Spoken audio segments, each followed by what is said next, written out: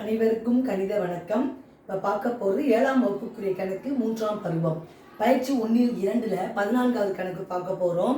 இரு தசம எண்களின் கூடுதல் 4.78, அவற்றில் ஒரு தசம எண் 3.21 எனில் மற்றொரு தசம எண் டேஷ் அப்படின்னு சொல்லி கொடுத்துருக்காங்க.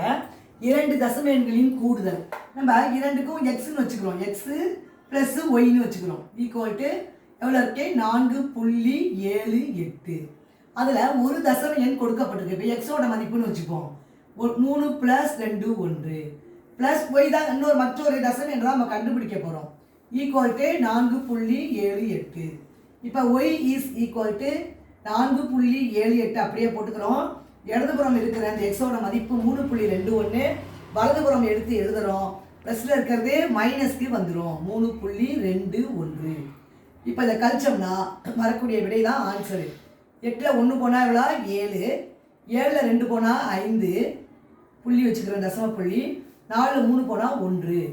அப்போ மற்றொரு தசம எண் 1.57. இந்த கணக்குக்குரிய விடை வந்து 1.57. புரிஞ்சுங்களா?